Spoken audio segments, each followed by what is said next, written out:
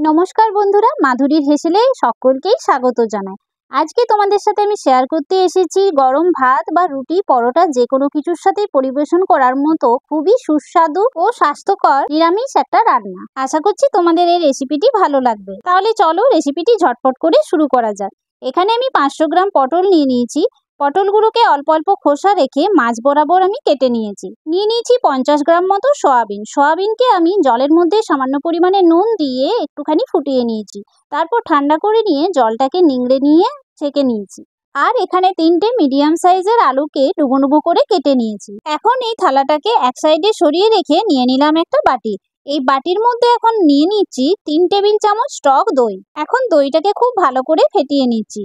তারপর ওভেনে একটা প্যান বসিয়ে নিয়ে দিয়ে দিচ্ছি 1.5 টেবিল চামচ বেসন।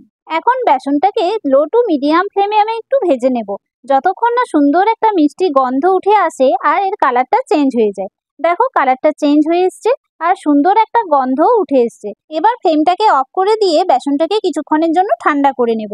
ঠান্ডা করে নিয়ে একটা বাটির মধ্যে আমি ঢেলে নিলাম। এবার এই বেসনের মধ্যে কিছু মশলা আমি যোগ করব।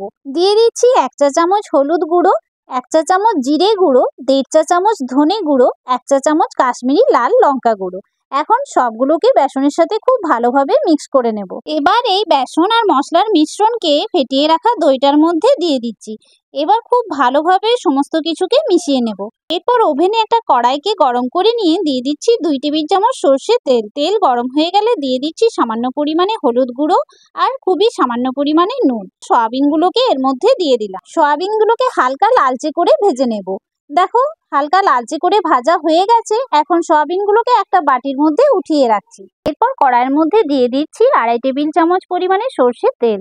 তেল গরম হয়ে গেলে দিয়ে দিচ্ছি আবারও সামান্য পরিমাণে হলুদ গুঁড়ো, সামান্য পরিমাণে নুন। এবার দিয়ে দিচ্ছি কেটে রাখা পটলগুলোকে। পটলগুলোকে প্রথমে আমি হালকা লালচে করে ভেজে নেব।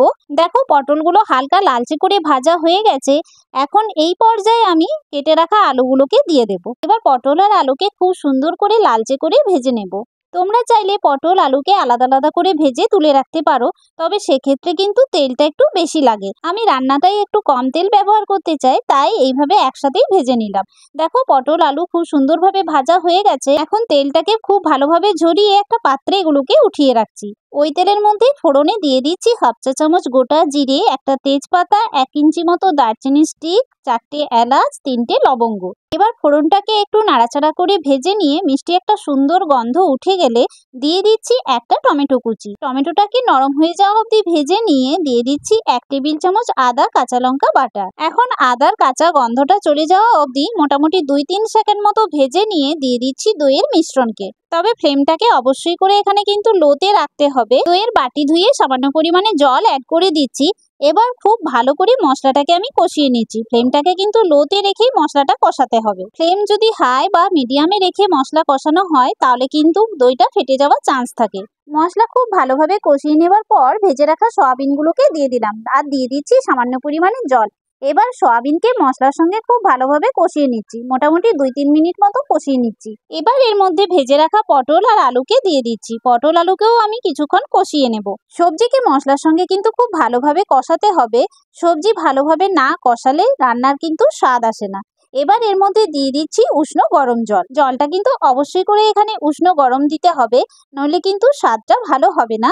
জলটা দিয়ে খুব ভালোভাবে মিক্স করে নিয়ে দিয়ে দিচ্ছি স্বাদ অনুযায়ী নুন আর সামান্য পরিমাণে চিনি। যেহেতু এটা একটা নিরামিষ রান্না, তাই যে কোনো নিরামিষ রান্নায় চিনিটা দিলে স্বাদটা কিন্তু ব্যালেন্স হয়। নুন চিনিটা দিয়ে ভালোভাবে মিক্স করে দিয়ে একটা ঢাকা চাপা দিয়ে মিডিয়াম ফ্লেমে আমি 5 মিনিট মতো রেখে দেবো। ফিরে এলাম 5 মিনিট পর। দেখো কতটা অপূর্ব কালার হয়েছে। এখন এর মধ্যে দিয়ে দিলাম সামান্য পরিমাণে গরম মশলা গুঁড়ো আর 1 চামচ ঘি। তোমরা চাইলে এখানে ঘি, গরম মশলা গুঁড়ো স্কিপ করতে পারো, কিন্তু দিলে এর টেস্টটা কিন্তু দ্বিগুণ বেড়ে যাবে। ভালোভাবে মিক্স করে নিয়ে একটা ঢাকা চাপা দিয়ে মোটামুটি 5 মিনিট মতো স্ট্যান্ডিং পয়েন্টে রেখে দেবো। বন্ধুরা, পটল আলু সয়াবিন দিয়ে নিরামিষ এই রান্না যে কোনো আমিষ রান্নাকে কিন্তু টেক্কা দিতে পারে। তাই একবার অবশ্যই ট্রাই করো এইভাবে। আর রেসিপিটি কেমন লাগলো অবশ্যই কমেন্টে জানিও। ভালো লেগে থাকলে লাইক দিও, চ্যানেলটিকে সাবস্ক্রাইব করো।